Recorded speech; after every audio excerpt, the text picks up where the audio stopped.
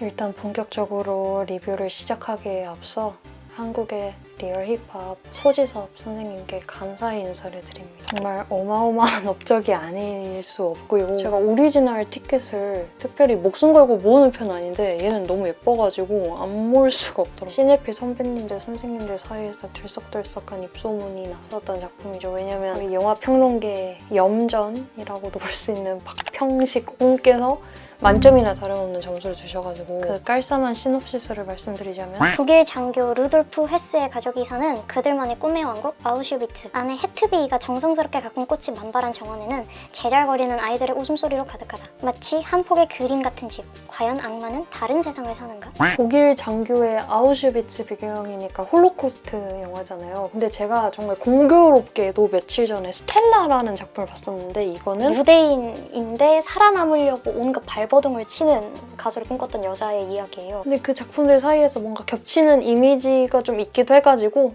기분이 묘했다. 사실 시네필들이 엄청 극찬한 영화다 보니까 선입견적으로 좀 어렵지 않을까 싶어가지고 좀 사리고 들어갔는데 생각보다 제가 오늘 할 말이 많아가지고 후딱후딱 시작을 해보도록 하겠습니다. 아무것도 모르는 상태로 일단 영화를 봤는데도 압도를 됐거든요. 근데 그 이후에 좀 여기 좀 아리송하다 싶은 부분에 대해서 검색하고 찾아보니까 더더욱 곱씹을수록 너무너무 맛있는 거야. 일단 이 영화가 원작 소설이 있더라고요. 그 소설을 기반으로 이제 감독님이 영화화를 하신 건데 그 소설 자체부터 실제 인물을 기반으로 한 것이더라고요. 실존 인물의 사생활을 기반으로 한 소설이라고 하는데 그러니까 독일 나치 군 중에서도 조금 네임드 악마인 것 같아. 이런 내용 전반이 담겨 있는 감독님 시네 21 인터뷰가 있는데 그 중에서도 가장 인상 깊었던 구절을 하나 읽어드리자면 두 독일 배우가 캐릭터에 어떤 방식과 과정을 통해 접근하길 바랬나 배우가 자신의 배역에 공감함으로써 좋은 연기를 보여줄 수 있는 경우는 아닌데 그래서 산드라 윌러는 자신의 인물에 힘을 실어주는데 일절 관심이 없었다. 어떤 면에서는 한나 아렌트의 철학의 지표가 되어주었다.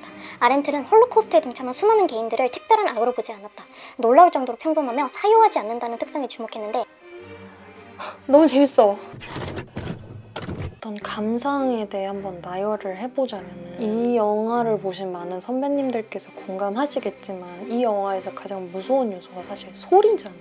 그러니까 관객을 가장 무섭고도 힘들게 좀 고통스럽게 만드는 요소가 소리라고 저는 생각이 되는데 좀 더 자세하게 묘사해보자면 불쾌한 소리의 나열이 끊임없이 지속돼서 마치 배경음처럼 내내 깔리거든요. 그런데 정작 그런 배경음을 둘러싼 이미지 그걸 둘러싼 이미지들은 되게 화목하고 뭔가 일상적인 듯한 뉘앙스? 그래서 그 간극의 부조화가 거기서 오는 공포가 진짜 솔찬해요. 그것은 사실 영화 속에 있는 공간을 직간접적으로 은유하는 듯하다고 저는 보았거든요. 사실 영화 속에 그 막 꽃 겁나 많고 막 누가 봐도 살기 좋은 너무 예쁜 아담한 집 이렇게 보여지는 그 공간이 악명 높은 아우슈비츠 그 수용소 내 사택이잖아요. 그러니까 담벼락 하나 넘어가면 우리가 익히 알고 있는 그 끔찍한 지옥의 공간, 악마의 공간. 처음에는 그 소리로부터 이 공간 배경의 역설성을 인지하다가 점점 다른 요소로도 또 그 역설성이 확장이 되더라고요. 그러니까 일단 소리로 시작을 하는데 점점 다른 요소로까지 다양하게 번져. 컴컴한 밤에 이제 수용소 그 시설이 작동이 되면서 막 불길, 빨간 불길, 껌껌한 밤에 빨간 불길이 번진다든지 그 건물 굴뚝에서 나오는 회색빛 연기 그리고 이제 수용소 근처 강가에서 물놀이를 하는데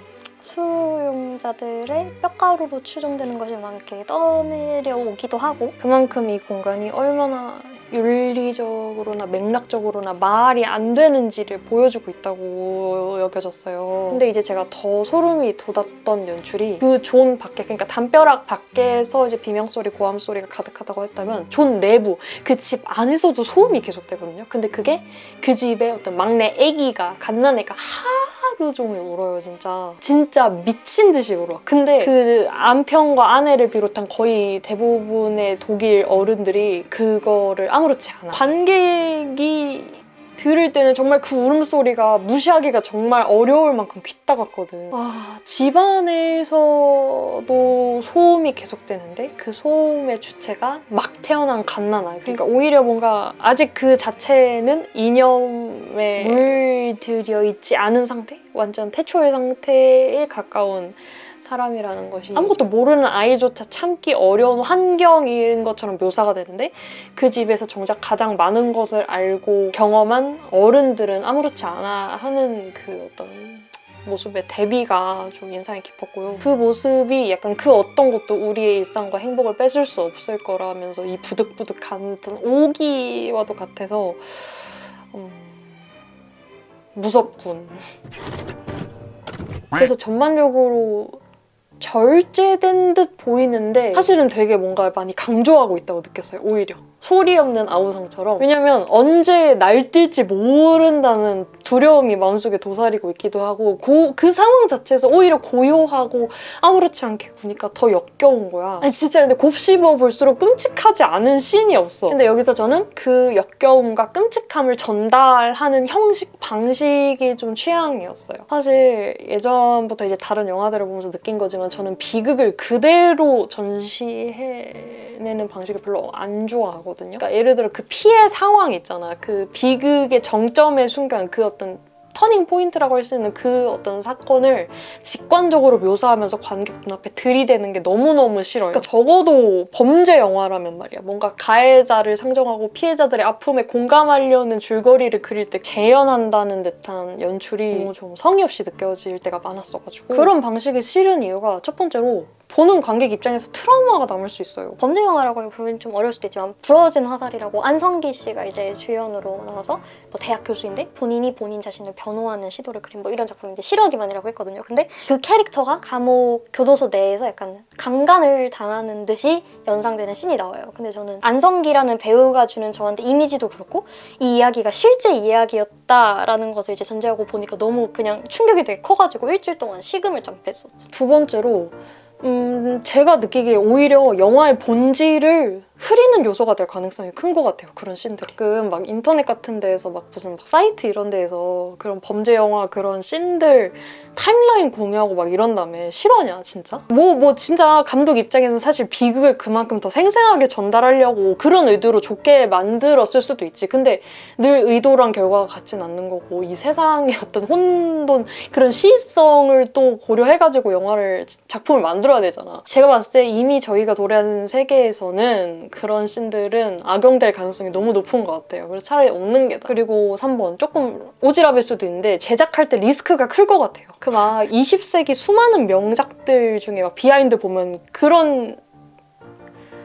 말도 안 되는 이야기가 되게 많잖아. 막 사실은 그때 그 생생한 연기는 진짜로 배우에게 사전 고지를 하지 않고 갑자기 이뤄진 사건이라서 실제 감정이 나온 거다. 그래서 그 배우가 실제로 지금은 연기 생활을 하지 못하고 있다. 뭐 이런 너무 많잖아. 개쓰레기 같은 일화가. 그리고 요즘은 영화 현장이 많이 바뀌었잖아요. 사실 뭐 영화 콘텐츠 결과물 꼭 영화뿐만이 아니더라도 콘텐츠가 제작되는 환경 자체도 뭔가 하나의 콘텐츠가 되는 그 경험과 그 서로 그 멤버들 간의 소통과 이런 것도 더 중시되는 세상에서 심지어 안전하게 찍지도 못할 거고 권위의식으로 진행할 거라면 안 하는 게 낫지 않나 라는 거지. 효율적인 측면으로 설득을 할 때. 마지막 4번인데 진짜 자신 있게 말할 수 있는데 뻔해요. 그런 방법 너무 뻔하지 않나요? 피해자가 두들겨 맞았다. 진짜 두들겨 맞는 씬 찍음. 피해자가 강간을 당했다. 진짜 뭐 덮쳐지는 씬을 찍음. 너무 1차원적 아니냐? 아니, 차라리 그 장면에서 뭐 눈 돌아가 있는 짐승 같은 정말 꼴보기 싫은 가해자를 담으면 내가 차라리 또 몰라.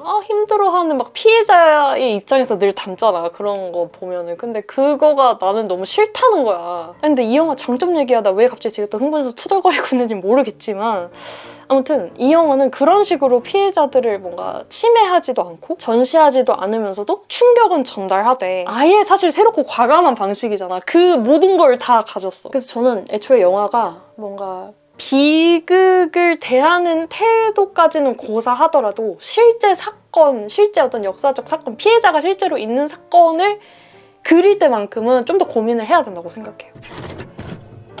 그러니까 이 영화가 그런 식으로 감수성이 높고 현실을 넘나드는 예술의 어떤 힘을 정확히 이해하고 인지한 상태로 제작되었다는 것이 느껴졌는데 마지막 엔딩에 이제 현재의 아우슈비츠를 그린 듯한 모습으로 그 당시에 나치들로 인해서 얼마나 미친 상황이 벌어졌는지를 전시하는 아우슈비츠. 21세기의 아우슈비츠는 끔찍한 비명소리가 아니고 청소기가 돌아가는 소음이 나죠. 여기서 사실 굉장히 놀랐고요. 저는 이제 저 같은 범인으로서는 어쨌든 극영화에서 저런 연출이 가능하나 되게 과감한 시도인데 라고 생각도 들고, 가해자들을 마냥 그냥 그 가해자로만 이렇게 분리시켜서 보기가 되게 애매한 느낌. 정말 끔찍했던 그 당시에서 지금 21세기로 넘어오는데 과거인 것처럼 그려지는데 사실은 이게 이어져 있잖아. 어느 곳에서는 일어나고 비슷한 일이 일어나고 있는 상황이기도 하고, 그냥 이 영화를 보고 있는 관객인 나도 언제든지 저런 입장, 저런 괴물의 입장이 될 수 있을 것만 같고, 그러니까 일단 뭔가 이제 뭐 비극이 당연히 보여질 거라고 예상은 하고 갔지만 일단 극영화기도 하고 실제 그 콕 집은 그 홀로코스트를 배경으로 만들어진 영화라고 하다 보니까 거기서 왠지 모를 거리감, 그리고 그 거리감에서부터 오는 안도감 같은 게 저한테 좀 있었나 봐요. 근데 그 21세기 아우슈비츠 시퀀스를 보자마자 그 안도감이 확 달아났어. 그리고 이제 영화 다 끝나고 찾아보면 감독이 오스카 수상식에서 그 최근에 그 팔레스타인 가자지구 그 사건에 대해서 언급을 하기도 했다고 하고 막 그 비하인드가 또 엄청나거든요. 근데 그거 보면서 또 머리가 깨져. 비극은 계속되고 있잖아, 인간사에서. 와, 엄청난 익스펜딩. 약간 마무리한다는 기분으로 제가 아직 이해하고 받아들이지 못한 부분에 대해서 선배님들께 질문을 드리고 싶은데, 블랙, 화이트, 레드 이렇게 뭔가 화면 전체를 색깔로 빡 물들이는 듯한 연출이 있잖아요. 그게 대체 무슨 의미인 것 같으세요, 여러분? 집단 지성의 힘을 보여줘. 여러모로 씁쓸한 영화였다. 그렇습니다. 너무